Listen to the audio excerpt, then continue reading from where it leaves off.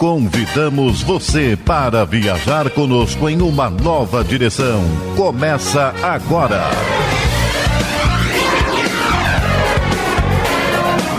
Novos rumos. Ligue e participe.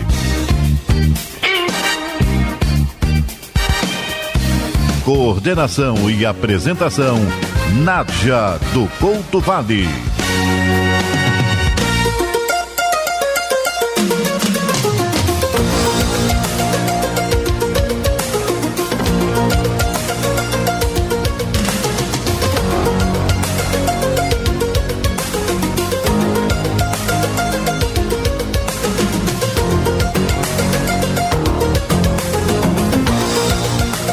Amigo ouvinte, está entrando no ar mais uma edição do seu programa Novos Rumos, de informação, cultura e prestação de serviços pelas ondas fraternas da Rádio Rio de Janeiro, operando na frequência de 1400 AM. Nossa equipe está a postos, como sempre, para você conversar com a pessoa que trazemos sempre aqui. É sempre um convidado especial e especialista no tema. Hoje você vai ver que é muito mais do que um especialista. É representante nativo de um segmento da nação brasileira que precisa ser mais conhecido para que nós sejamos mais justos para com os nossos queridos indígenas. Nós estamos aqui para você conversar com a professora Carolina Camargo de Jesus. Ela é conhecida como Carolina Potiguara, porque ela é uma indígena potiguara. É uma historiadora, professora e pesquisadora lá na Universidade Federal Fluminense, integra o PROEPER, que é o Programa de Pesquisas e Estudos das Religiões da Universidade do Estado do Rio de Janeiro, UERJ, e integra o Grupo de História Contemporânea lá da UF, Universidade Federal Fluminense. Além disso, ela é contadora de histórias, é arte educadora e é ex-professora do Colégio de Aplicação da UF. Bem, ela também vai coordenar o projeto Registro de Tradição Oral no Centro de Referência da Cultura Indígena, na aldeia Maracanã. É aquele prédio ali no Maracanã, junto à Secretaria Estadual de Cultura do Rio de Janeiro. Ela vai coordenar isso junto à Secretaria. Boa. Carolina, muito obrigada por você aceitar nosso convite, participar aqui do programa Novos Rumos e conversar com os nossos ouvintes. Ouvintes, o telefone é o de sempre, não é? 3386-1400. Nossa equipe está a postos. Obrigada, Carolina. Boa tarde, Nádia. Boa tarde todas as ouvintes, todos os ouvintes da Rádio Rio de Janeiro. Eu agradeço o convite da professora Nádia de estar aqui nesse programa maravilhoso, poder contribuir aí para a gente estar apresentando um pouco da vivência do indígena. Isso. Como é que você se sente, Carolina, como indígena? Diga aos nossos ouvintes onde você nasceu e como é que você se sente hoje com relação à receptividade e à forma como os brasileiros, de um modo geral, interagem com o indígena. Bom, meus bisavós são indígenas, paraibanos, potiguaras, portanto, eu sou indígena, né? Por ser neta de indígenas, sou indígena. Minha raiz indígena, minha ancestralidade foi fortemente reforçada pela convivência com os índios que hoje estão presentes na aldeia Maracanã, né? Ela saltou, ela gritou dentro de mim, e aí então eu hoje eu não sou mais a mesma pessoa, né? A minha família, os descendentes mais recentes também começaram a se autoafirmar, né? E somos indígenas, né? Somos netos, somos indígenas. A população brasileira, de uma certa forma, tem suas raízes assentadas no indígena, né? Claro, tem sua de muitas ancestralidade. formas, não é isso? Porque os indígenas estavam aqui. Então, de muitas formas, nós devemos pensar a contribuição, um verdadeiro legado em algumas áreas de valor inestimável, como a da ecologia, por exemplo, e nós devemos, portanto, reconhecer isso. Existe um indígena da aldeia, que não é o seu caso, e existe um indígena urbano. Você se considera indígena urbana? Sim. Uhum. Qual é a diferença? Porque existem uns que estão lá na aldeia, eu pessoalmente conheço alguns lá pelo Proeper, que vêm aqui, ficam alguns meses, depois retornam à aldeia. Não é isso? Existe até aquele que faz uns cocares lindos, ele diz que ele fica 3 meses lá na aldeia e depois ele vem para cá, não é isso? Isso, existe, né, o indígena urbano e o indígena aldeado, e existe o indígena que vem da sua aldeia para passar uma temporada na cidade, para realizar alguma atividade, algum trabalho, retorna para sua aldeia. Existem outros indígenas que vivem na cidade e vão para as suas aldeias para vivenciar os rituais, para ver a família, né, mas retornam para a cidade. Uhum. Né? E tem aqueles indígenas que já vivem na cidade, que não têm mais ligação com a aldeia. Eu ouvi em eventos lá no Proeper, na UERJ, depoimentos, alguns emocionados e emocionantes, a respeito do preconceito que os indígenas sofrem nas cidades. Eu diria de uma forma mais genérica, não é? Mas no Rio de Janeiro, especificamente, eu vi esses depoimentos. Você também tem essa vivência? Eu tenho essa vivência. O indígena ainda é muito estigmatizado, né? Quando coloca o cocar, quando sai com a pintura, ou até mesmo quando fala a sua língua, né? Ele é estigmatizado, ele é visto como algo muito estranho, né? Em muitos casos há pessoas dizendo volta para o mato, né? Não fique na cidade porque você perturba a ordem, você não é um ser civilizado.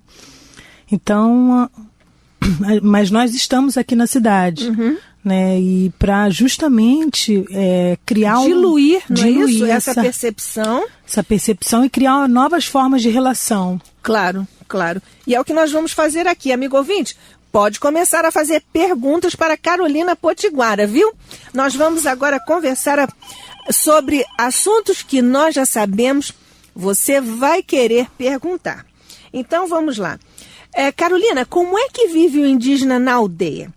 Existe oca e tenda. Nós brasileiros temos aqui os nossos indígenas vivendo em ocas. Tendas são as, digamos assim, moradias dos indígenas norte-americanos, não é isso?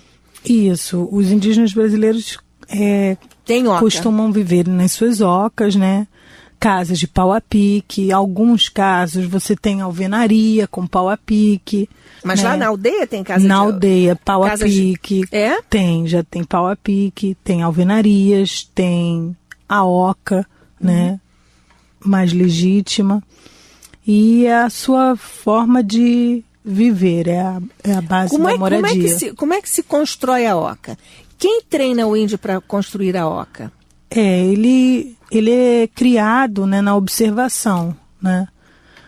A base da educação indígena é a observação. Então, o homem, né, vai para o pai, o avô, os tios vão passando, vão construindo as suas ocas e os meninos, né, os curumins, vão observando aquela prática, observando a construção.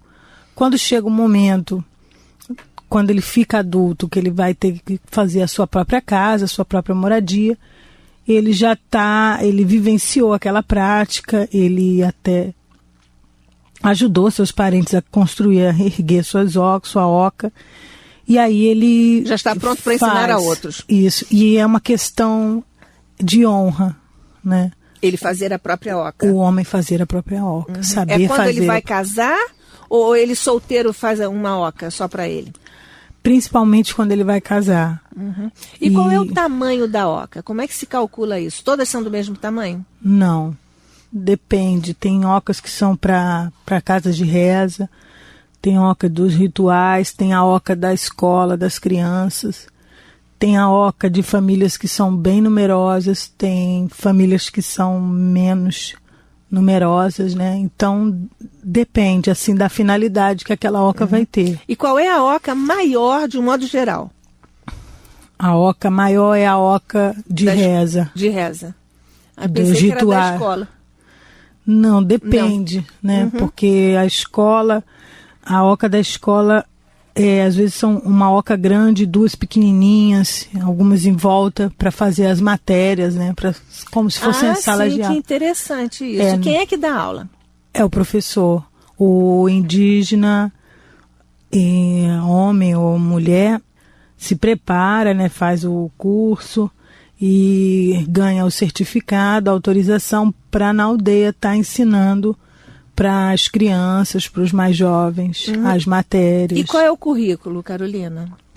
O currículo da escola básica nossa. Normal. Normal, como em qualquer mas cidade, outros brasileiros só fazem. que inclui o ensino da língua, né, o ensino da língua nativa. Então, por exemplo, os guaranis têm ali o ensino da sua língua. Né? Os potiguaras? Os potiguara, o guarani também. Também é guarani. Também é guarani, o ensino da língua guarani. E os guajajara? Os guajajara, sua língua é Teniterrara. Teniterrara, tá. Que é do tronco tupi-guarani, né? Os potiguaras... Amigo ouvinte, você nem me perguntou onde é que ficam os potiguaras. Você não perguntou, mas eu vou perguntar à professora Carolina. Os potiguaras hoje eles estão ali na Paraíba, na Baía da Traição, Lagoa do Mato. Tem os potiguaras também do Rio Grande do Norte, né? Os meus parentes estão na Paraíba. E os potiguaras também estão espalhados aí pelo Brasil. E você vai visitar os seus parentes lá na Paraíba? Vou sim. Vai todo ano? Vou. Assim que sempre quando eu posso eu vou. Esse ano eu estou planejando para ir ano que vem. E ir lá, né, nos meus parentes. E você, quando vai, você fica na oca dos seus parentes? Eu fico na casa dos meus avós, que é uma casa, inclusive, que a gente tem uma casa de farinha e uma plantação de mandioca. Né? Que é uma casa de farinha, para os ouvintes saberem. Uma casa de farinha é o local que a gente prepara, que a gente processa a mandioca para se tornar ela farinha do consumo, né?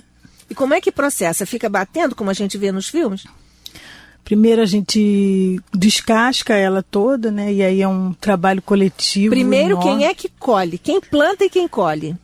Olha, na minha família somos as mulheres, né? São as mulheres que plantam, e colhem a mandioca. Limpa, tira a casca dela. Né? E aí entra o trabalho dos homens de pegar a mandioca, depois, né, de mandioca, o aipim, as pessoas conhecem como aipim, o aipim, e entra eles na hora de prensar ela, né? Aí vai pra prensa, vai pra uma... Mas tem que ralar primeiro? Não, ou não, eles batem? Vai pra prensagem, né, pra bater. Depois disso, ela é ralada, né? Depois disso, ela volta novamente para tirar a manipoeira, que é aquele líquido que vai dar origem ao biju, né? A goma do biju. E o restante dela, a gente faz o refinamento, refina ela para ela ficar bem fininha, para fazer a farinha que a gente consome, né? Sim. Vamos aproveitar e perguntar logo a você. Amigo ouvinte, você está querendo saber o que há dentro de uma oca? Você quer saber o que há dentro de uma oca, não é? E Carolina, o que há dentro de uma... Então, dentro existem de uma oca... Móveis? Não propriamente móveis, assim como na Casa do Branco existe, né? Existe televisão, hoje já existe uma televisão. Existe um local para guardar as roupas. Né? Esse local é um armário, como os brancos usam? Hoje você já encontra armários, né? Hoje dentro das ocas? Dentro das ocas. Eu pensava que as ocas eram baixinhas. Elas são baixinhas? Hoje você são baixinhas. Não, depende da oca. Elas são planejadas para ficar o teto bem alto. Por quê? Porque tem a questão espiritual, né? Ah, sim. Porque a casa que você vive, vive também o seu espírito, né? E o espírito de cada membro da família. Então Então por isso, o teto... o teto da oca é a proteção de tudo, né? A proteção física nossa e espiritual. Então é a coisa mais importante, vamos dizer assim, né? E tem alguma coisa, já que existe esse simbolismo espiritual, existe alguma coisa que se coloca lá em cima da oca, como uma espécie de coroamento da oca? Existe, aí o pajé prepara a oca, a gente coloca os maracás, os cocares. Tudo lá. Tudo lá. Agora, depois de algum tempo, quando chove, aquilo vai se estragando. Isso, aí a gente faz a troca do sapê. Que também é uma cerimônia. Também é. Quem preside é o pajé? É o dono da casa. É o dono da casa. É o dono da casa, aí ele convoca. Ele convoca outros o quê? Os homens, amigos? os Só parentes. os homens? É, isso é uma relação bem masculina, né? Um trabalho bem masculino. Convoca os outros homens para parentes, às vezes primos, né? Tios, para fazer a troca do sapê. Os indígenas dormem atualmente em camas ou em redes? Ou no chão? Em rede. Como é que se diz? Numa palha, né? Numa esteira. Olha, é basicamente a rede. Ou mihau, né? Ou a cama, né? Como é que se chama? Mihau. Mihau é cama? É a cama. Mihau é a cama. Mas é basicamente a rede. A rede. A rede. Crianças e adultos. E adultos. Idosos Casais, também. idosos. E existem divisórias nas ocas? Não existe parede assim, divisórias não. É mas um pelo tamanho menos alguns circular. panos tem, não? Também não? Não. Tamanho circular, né? Se você quer a privacidade, aí cada um tem a sua oca, né? Então pode ali, cada família tem a sua oca, pode se manifestar do jeito que quiser. Sim, mas por exemplo, se um casal quiser privacidade e os filhos estão lá, como é que faz isso? A parte deles é mais recuada dos filhos, mais afastada dentro da oca. Sim. E eles fazem na rede, dentro da rede, né? Dentro sim. da rede. Tá certo. Então, dessa questão, nós estamos falando de oca, como vive o indígena dentro da oca. São várias ocas que constituem aquele grupo, não é isso? De famílias. Agora, eu sempre tive a impressão, Carolina, de que no fundo, a casa do indígena é a natureza. Você está certa, Sim, a casa do indígena é a natureza. Ele não tem essa relação de confinamento, né? Se acorda de manhã e se já pensa em ir para o rio, né? Caçar, lavar roupa, ir para o roçado, né? Isso eu estou falando da vivência na aldeia, né? Sim. Ir para o roçado. Então, a casa, assim, ficar dentro de casa, os mais velhos é que ficam dentro de suas casas, as donas de casa, as meninas que têm crianças pequenas, que ficam ali preparando o alimento. Mas a casa, o índio pensa a casa é algo mais amplo. Né? É a continuidade da natureza. Isso. Você disse aí que o indígena acorda e vai logo lá para o cerrado ou para o rio. O que ele come de manhã? Quais são os alimentos e quais são as refeições que o indígena faz? Tem o aipim, biju, né? Muito o biju de manhã. De manhã é biju. Biju, Todo mundo come biju. O aipim. Em alguns casos você já tem o pão, né? Quem faz o pão? Tem a mulher, ela faz o pão. E tem o tipá também, os Guarani comem o tipá, que é um bolinho que se faz com fubá e é frito, né? Mas aí ele faz de manhã e para tarde. Mas é basicamente o biju. De manhã, café da manhã, assim, biju. Biju. Não bebe nada. Bebe café, leite. Né? Bebe o café, o leite. E esse café e esse leite são comprados nos empórios, nas mercearias? Isso, nas mercearias. Isso ou então traz da cidade, né? Vem da cidade. os indígenas saem da sua aldeia, vai para a cidade comprar e armazena em casa. E eles vão a pé, dependendo, claro, da distância, mas se não for, como é que eles fazem? Eles vão a cavalo, vão de carro, vão de moto, vão de bicicleta? Cavalo, no jegue, no jegue, no cavalo, no lombo do cavalo, a pé, né? O indígena anda 2 quilômetros, assim, é algo natural, tanto os jovens quanto as crianças. E o carro e a moto, a presença do carro e da moto aí são algumas pessoas que têm, é raro, não é tão comum, né? Sim. Bem, e aí depois o almoço. Os indígenas fazem, assim como os brancos fazemos, 3 refeições no mínimo por dia? Fazem, no mínimo 3 refeições. O café da manhã, o almoço e a comida que antes dorme, né? A ceia, o jantar. O então, que se come no almoço? Olha, tem o arroz, né? Você já tem a introdução do arroz. O arroz, farinha, feijão, o peixe, né? O peixe é sempre pescado pelo próprio. Pescado pelo próprio. O peixe é a base da alimentação. A base da alimentação é a farinha, o aipim, o biju, o peixe, né? Então, a carne seca. Né? Também? Também. Também vocês que fazem com a caça? Também é, com a carne. É com a caça, carne não boi, é comprado no empório, não, né? Não. A carne que a gente caça, né? Cuida. E ainda existe caça suficiente? Existe. Tem terrária, por exemplo, come veado. A gente caça rã, né? Tem terrária come veado, javali, paca, coati. E quem é que corre atrás desses animaizinhos? Os homens. Só os homens? E alguns dias são as mulheres. Que dias? Às vezes quando o homem não pode caçar, que está com algum problema, ou ela que combina com a prima, com a irmã, ou tem um ritual, a mãe que pede, aí ela vai caçar, mas são algumas mulheres. Não são todas as mulheres? Não são todas as mulheres que... É o quê? São mulheres que têm autorização para fazer isso, não? Não, são mulheres que nascem já com o dom da caça. Ah, sim.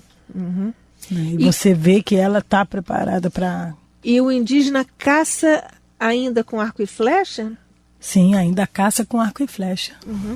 E também, como nós vemos nos filmes, no Rio... Com a pistola, em alguns casos a pistola também. E no Rio também é com arco e flecha ainda? Com arco e flecha, com a mão, né? Com a zarabatana. O ouvinte vai querer saber o que é uma zarabatana. Uma zarabatana é um instrumento de caça, né? Que é utilizado pela boca. Né? Feito de bambu. Ali dentro tem uma flecha pequenininha que você mira e aprende a sua caça. Em alguns casos, sopra aquilo e aquilo vai atingir a caça. Atinge a caça. Às vezes é para caçar passarinho, né? Passarinho, né? Pássaros, que mira, hein? Para comer e para pegar os penachos, né? Para o artesanato. Ah, muito bem. É bacana. É bacana, pois é. Olha, o Luiz da Ilha. Olá, Luiz, tudo bem? Um abraço para você. O Luiz... O Carolina está dizendo: minha cara professora, com o seu currículo esplendoroso, digno do maior respeito, está cumprimentando você e está dizendo também assim: Jean-Jacques Rousseau via no homem primitivo, no selvagem, o modelo de ser humano. Então, o indígena pode ser visto como bom selvagem, ou seja, como símbolo da nacionalidade? Sim. Né, concordo com as palavras de Rousseau, né? Ele é visto como o bom selvagem. A única questão que eu vou colocar aí, Luiz, é por que o indígena ele foi visto como selvagem, né? O homem selvagem. Aí é uma questão para a gente pensar, porque esse homem selvagem, essa classificação que o indígena ganhou, ela estigmatizou muito o índio, né, como o não civilizado. O homem que, inclusive, atrapalha o processo de civilização. O bom selvagem em alguns casos ele é importante, tal, mas em outros ele ganha uma conotação de um homem facilmente domesticável. Um homem que, para o processo do colonizador, para o projeto do colonizador, era muito fácil, né, eu domesticar esse homem, esse bom selvagem. Mas ele nessas palavras de Rousseau, ele está percebendo o índio como o homem primitivo, né, bom, do bem, né, espirituoso, né, de bons valores, né, aí que ele está percebendo. Muito bem. Agora, Carolina, quando você fala sobre o bom selvagem, e você aí mencionou agora a ação colonizadora, eu queria que você falasse um pouco, nós voltaremos depois a esse tema, que é um tema que nós dizemos que é o tema de base do ser indígena, que é a liberdade. Né? Exatamente. Mas a ação colonizadora no Brasil empreendeu um avanço na linha da escravidão. E, lamentavelmente, muitos brasileiros não sabem que o indígena foi escravizado. Porque nós pensamos que só houve escravos no Brasil, os negros. Mas os italianos, quando vieram para cá como imigrantes, eles também, de uma certa forma, eles foram escravizados nas fazendas de café. E antes de todos eles, os indígenas foram escravizados. É que eles foram dizimados porque não aguentaram não ter liberdade. Você concorda com isso? Concordo. A escravização foi muito drástica para o indígena, né? Porque ele afetou esse princípio básico do indígena, que é a liberdade, né? E aí quando você vai numa aldeia, você encontra um índio nu, uma índia nua, tomando banho livremente, né, não tendo patrão para dizer a ele o que ele vai fazer naquele dia, o que ele vai caçar, como ele vai tratar a mulher, os filhos. Ele mesmo já preparado, ele sabendo que ele tem que trabalhar, né? Ou seja, utilizando o seu livre-arbítrio com responsabilidade, com dignidade. Então, a escravidão caiu como algo, foi muito drástico, foi muito forte, né? Foi um choque. Foi mortal mesmo, foi mortal, né? Afetou porque você impediu que o indígena caminhasse livremente, caçasse livremente, atuasse livremente, né? Então ele tinha que atuar de acordo com aquilo que o homem branco, vamos dizer assim, estava apresentando para ele, né? Então afetou demais a liberdade dele, castrou a liberdade do índio. E você acha que muitos índios morreram por causa de uma nostalgia, por causa de uma revolta, por causa da liberdade? Por que foi? Eu acho que nesse caso ele adoeceu aos poucos e foi morrendo. Né? Quando a sua cultura, quando esses valores, esse modo de vivenciar a sua vida foi afetado. Então ele foi adoecendo. Por isso que hoje ele se protege muito do branco. Né? Se protege muito. Eu vou perguntar a você, Carolina, quando nós voltarmos do nosso intervalo. Amigo ouvinte, estamos chegando ao nosso breve intervalo, como sempre. Você continue conosco. Depois do nosso intervalo, nós voltaremos a conversar com a nossa convidada Carolina Camargo de Jesus, que é uma indígena potiguara, e vou perguntar a ela: Carolina, dizem que o indígena é preguiçoso. Isso é verdade? Na volta do intervalo, amigo ouvinte. Até já. Fique conosco. Continue participando. Está no ar. Novos rumos.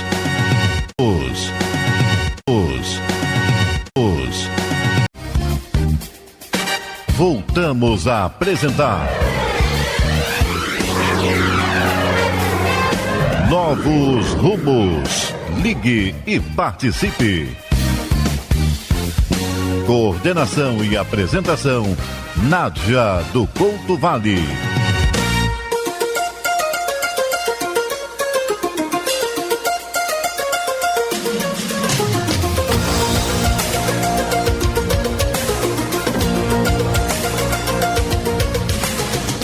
Amigo ouvinte, estamos de volta do nosso breve intervalo. O programa Você Sabe é Novos Rumos pela Rádio Rio de Janeiro, a emissora da Fraternidade 1400 AM. Hoje estamos recebendo com alegria a nossa convidada Carolina Camargo de Jesus. Ela é professora, historiadora e pesquisadora na Universidade Federal Fluminense e é uma indígena potiguara. E nós agora vamos continuar a conversar com ela, porque antes de nós irmos para o nosso intervalo, eu deixei uma pergunta no ar. Eu disse assim: Carolina, dizem que o indígena é preguiçoso. É verdade? Não. Não é verdade. Eu digo não porque para desmistificar, né? O indígena, na verdade, ele tem um movimento, um ritmo mais lento, né? Ele acorda cedo, sempre acorda muito cedo e dorme também muito cedo. A que horas ele dorme? E ele dorme 5 horas? 6 horas? 6 horas já está na cama. E acorda? E acorda 5, 4:30, dependendo do que ele vai caçar. Uhum. Né? E quando ele sai para caçar, a mulher fica dormindo e as crianças também, ou acorda todo mundo junto? Acorda todo mundo junto. As crianças vão para a escola, a mulher vai cuidar da casa, das crianças, ou do artesanato. Ele vai caçar, vai trabalhar, acorda muito cedo e dorme muito cedo. Mas ele respeita... Tem dias que ele não trabalha, assim, dependendo da semana. Ele escolhe 3 vezes na semana para trabalhar. Em alguns casos ele não tem o patrão é ele mesmo.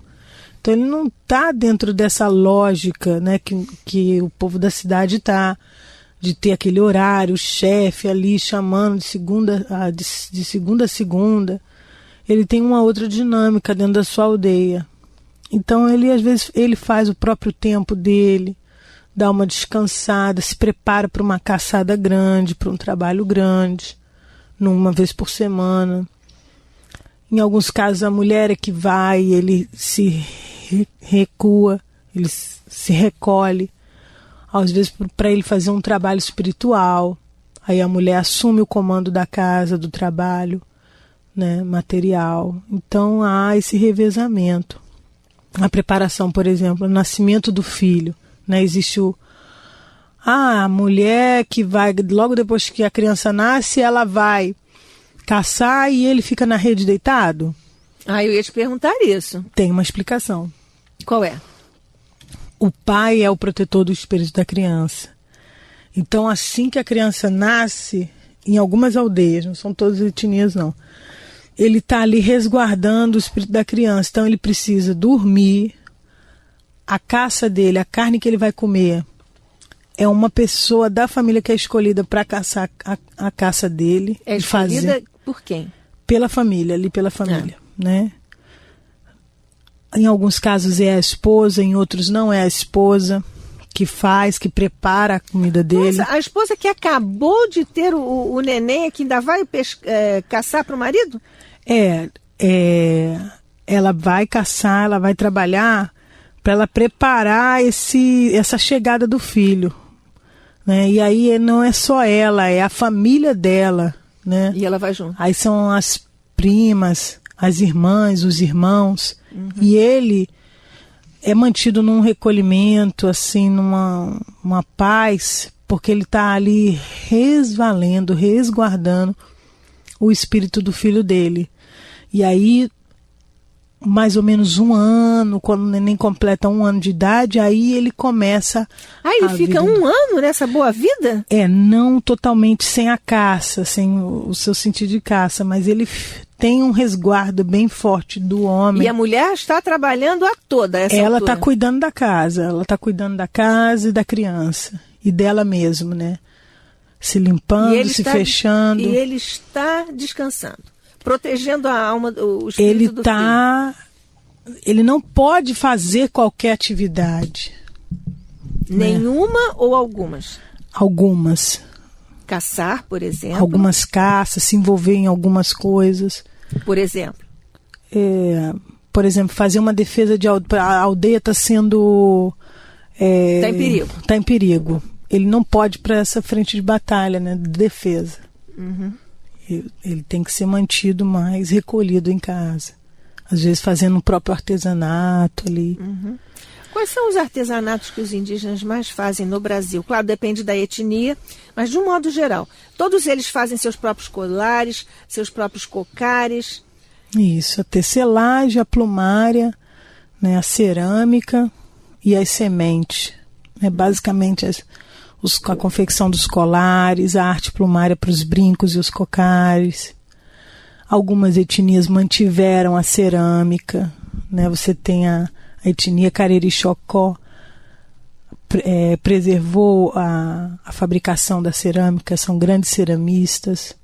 A tecelagem, as guajajaras fazem um belíssimo tear, belíssimo, confeccionam as próprias tipóias dos filhos, as próprias redes, as próprias roupas. Então, esse estigma do indígena preguiçoso não é muito, porque faz a própria casa, faz a própria comida, faz a própria roupa e ainda vai caçar. Uhum. E ainda tem todo o trabalho espiritual. É que ele tem um outro ritmo, não é isso? Ele tem um outro ritmo. E ele decide o que vai fazer quando. Mas ele vai fazer, não é isso? Ele vai fazer. Ele decide e os mais velhos da aldeia decidem também por ele se ele for mais jovem.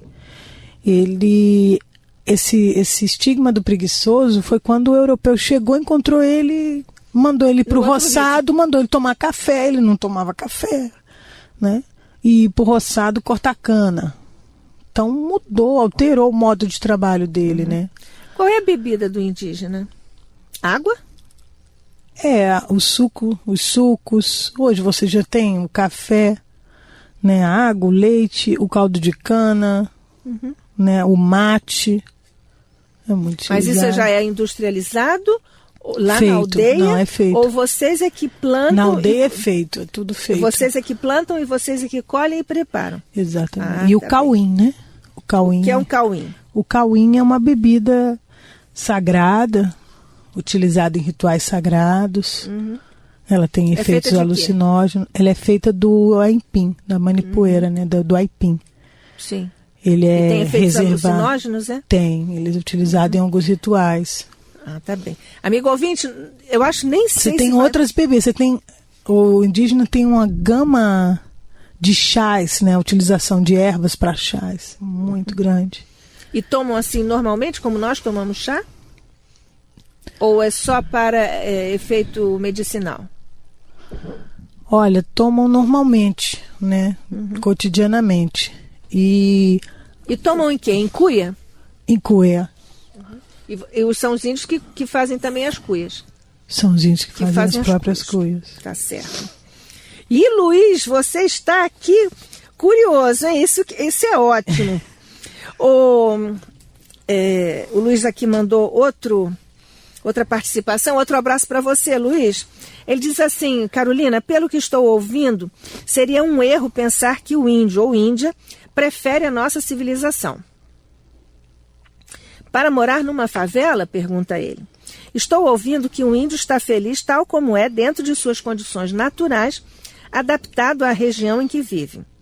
Saber fazer fogo com 2 pauzinhos, pois uma caixa de fósforos prostituiria o índio. O índio brasileiro não tem mesmo salvação, hein, professora Carolina? E aí ele diz assim, porque o Luiz da Ilha é militar, reformado. Lembro a atuação da Força Aérea Brasileira como fator de integração nacional. E aí? Então, Luiz, o indígena brasileiro, você tem que pensar o seguinte, hoje você tem uma grande quantidade de índios, né, vamos dizer assim, nas cidades, vindo para as cidades para estudo, para trabalho, para proteção dos seus espaços, então, para levantar suas bandeiras. Alguns se casam com brancos, com negros, com a população da cidade, e aí ficam na cidade. Então você tem índios morando em favelas, você tem índio utilizando a caixa de fósforo, né, utilizando aí todo o material do branco, vamos dizer assim. Ele prefere essa vida? Às vezes não, mas ele se adapta, né? Se adapta a essa nova realidade, mas consegue, dentro dessa nova realidade, preservar sua cultura, fazer suas danças, seus cantos, seus rezos, seus rituais, a sua língua, importantíssima, né? Isso. Então, outra do Luiz. Outro abraço, Luiz. Durante algumas operações pela FAB, notei 2 classes de índios. Uma de calça-li, tênis e madeireiros e outra de empregados. Índios com motocicletas e com contas bancárias e CPF. A propósito, o que a senhora acha da FUNAI? Então, você observou que os índios já utilizam as roupas branco, tem o CPF, tem o cadastro, né? Isso daí é a troca cultural que ele fez ao longo dos tempos, né? Ele foi obrigado a utilizar as roupas e aí introjetou a roupa na sua cultura. Então, para ele circular dentro do espaço do branco, ele tem que estar com o seu CPF, tem que estar com a roupa. Em alguns casos, você vê o índio se recusando a andar com o seu documento, com o CPF, com a identidade, porque ele diz, eu sou índio, para que eu tenho que ter identidade? Aí vem a instituição do branco e barra ele na porta, né? Por ele estar de bermuda, de camiseta, de chinelo. Então, quer dizer que eles só usam aquelas roupas que nós vemos e vimos agora em 2 eventos lindos lá no PROEPER da UERJ, no Programa de Pesquisas e Estudos das Religiões, com a professora Thelma Rosina, Simoni da Gama e professora Edna Maria dos Santos. Eles apareceram, o pajé que foi, não é isso? Eles estavam todos, digamos assim, a caráter, eles estavam vestidos como indígenas mesmo, né? Eles só se vestem assim para ocasiões especiais, atualmente? Na cidade, sim. Né? Na aldeia que ele fica mais livre, ele pode... Na aldeia ele ainda anda nu? Em alguns momentos ele fica completamente nu, né? Em todas as etnias nu, ou então em algumas? Protegendo só o tapa-sexo, né? Pintado, né? A pintura corporal é grande, o seu cocar. Nós vamos falar sobre isso ainda, se houver tempo, senão você vai voltar, Carolina. Valdomira Anchieta, um abraço para você, Valdomira, parabéns pelo programa que está lindo. Estou encantada com a simplicidade da professora Carolina, abraço. Obrigada. Obrigada, Valdomira, continue conosco. A Dalva de Padre Miguel, um abraço para você, Dalva. Gostaria de saber qual a crença do povo indígena com relação ao espírito após a morte. Isso é muito importante. A morte é extremamente importante. Só que o indígena ele não sofre tanto com a morte como o povo da cidade sofre, né? Há uma preparação, né, da pessoa que está doente, que vai desencarnar, vamos dizer assim. Então, há uma preparação. Quando o corpo morre, o espírito é preservado, né? O espírito daquela pessoa é preservado. E aí o espírito é cuidado, né, para que ele encontre o seu caminho. E aí você tem um exemplo no Xingu do Quarupi, que é o ritual só de celebração dos mortos, dos parentes dos ancestrais que já morreram. Então o culto aos ancestrais, o culto à morte é importante, porque é um eterno retorno, né? Sim. Ao tempo que passou e o que está chegando. E é importante a gente estar numa rádio espírita explicar isso. Às vezes um corpo que morreu aí preserva o espírito. E às vezes aquele espírito ali retorna no corpo de um outro ser. Então os indígenas acreditam na reencarnação. Isso. Né? No modo indígena, né? Sim. Mas esse espírito ele pode retornar. Por isso que há uma preparação dele quando ele está em doença, em fase de morte. Isso. Nós acabamos de receber aqui uma mensagem por e-mail da Alessandra de Petrópolis. Um abraço para você. Ela diz, boa tarde, estou adorando o programa. Tudo muito interessante. Um abraço para você, Alessandra. Obrigada. Está mandando abraços. Agradecemos e retribuímos, né? Um abraço, Alessandra. Laura de São Gonçalo, obrigada. Um abraço para você também, Laura. Gostaria de saber se é verdade que o índio oferece a sua esposa ao amigo quando este vai visitá-lo. E se o infanticídio está amenizado? Sim, o infanticídio está sendo amenizado, é uma foi uma pauta de reivindicação do movimento indígena. A FUNAI abraçou, e o governo federal também. Ainda há alguns casos de infanticídio. Em que situações é praticado o infanticídio? Olha, o infanticídio ele é quando nasce um deficiente, em algumas etnias, tá? Não são todas etnias. Em algumas etnias, o indígena, o deficiente e o gêmeo. Gêmeos não sobrevivem, não é? Eles não deixam. O infanticídio é provocado, né? Sim. Então, quer dizer, o infanticídio é matar a criança. É matar a criança. É provocado. Então, nasce e mata. Em algumas etnias, tá? Os gêmeos não é aceito, o outro que nasce. Matam os dois, então? Um só. E como é que escolhe um? Eles vê qual é o do mal e qual é o do bem. Por quê? Eles veem assim? O pajé que diz qual é o... O espírito, E o deficiente. Em algumas etnias não aceita o deficiente. Como é que matam? Em algumas etnias. Outras etnias tinham essa cultura e já mudaram, tá? Não, eu quero saber como. Como é que matam? Abandonam a criança para ela morrer de inanição? Usam alguma faca, algum instrumento? Jogam no rio? Como é que faz? Se joga no rio, ou então dá uma bebida para a criança. Sim. Tá bem. E escute, e faltou aqui, porque a Laura está querendo ainda saber se é verdade que o índio oferece sua esposa ao amigo quando este vai visitá-lo. Não é verdade. Não é, viu, Laura? Pelo contrário, o índio protege a sua esposa, não deixa o outro ver, não. Ela, quando ela é casada, ela olha para baixo, ela não pode olhar para o outro homem.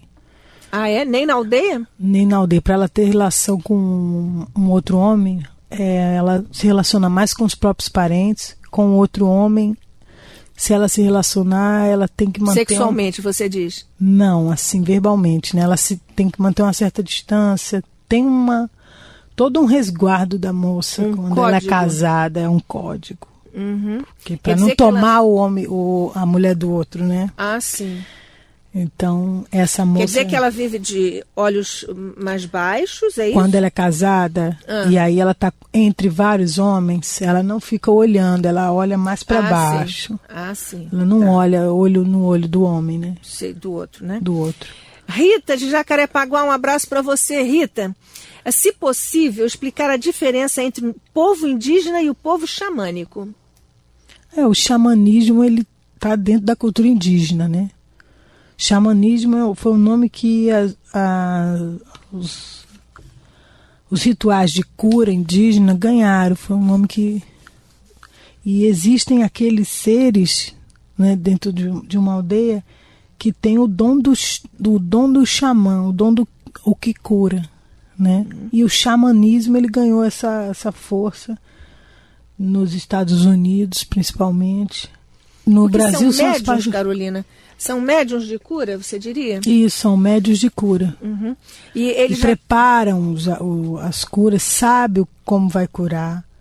Às vezes é uma cura só da conversa, que é o chamado psicólogo faz, né? Então, no nosso caso é o xamã, ele fica conversando, ele dá tarefas, ele tira de uma depressão com as palavras dele. As palavras dele são sagradas, né? E ele mora numa oca separada, sozinho? Em alguns casos ele tem a família dele, né? Mas ele tem um tipo de... quem é que identifica o xamã? É o pajé quando ele nasce ou depois? Quando ele nasce, o pajé identifica se ele tem o poder da pajelança, ou até mesmo na barriga da mãe já se sabe, né, que vai puxar aquela ancestralidade. Tá certo. Amigo ouvinte, pois é, não é? Está bom demais, mas acontece que por hoje acabou. Mas a professora Carolina vai voltar, não é isso? Com certeza. Vai voltar, amigo ouvinte. Então você vá já aí preparando as perguntas que você não fez hoje e que você gostaria que ela respondesse. Recebemos hoje com muita alegria e agradecemos muito a presença aqui no estúdio de Carolina Potiguara, ou Carolina Camargo de Jesus, que é historiadora, professora e pesquisadora da Universidade Federal Fluminense e que conversou conosco sobre a cultura indígena, o papel do indígena, o modo de viver e ser do indígena. Ela vai voltar, amigo ouvinte, porque nós ainda temos muito a perguntar. Carolina, muito obrigada por você estar aqui conosco, participando do nosso Novos Rumos. Muito obrigada. Obrigada, Nádia. Obrigada a todos. Obrigada à Rádio Rio de Janeiro. É isso aí. E até breve. Até breve. Até breve. Amigo ouvinte, nós estamos, como você vê, encerrando mais esta edição do seu programa Novos Rumos, de informação, cultura e prestação de serviços. Tenha uma linda quinzena, um grande abraço para você. Até o nosso próximo encontro, se Deus quiser. Reprise, domingo, 22 horas. Até lá.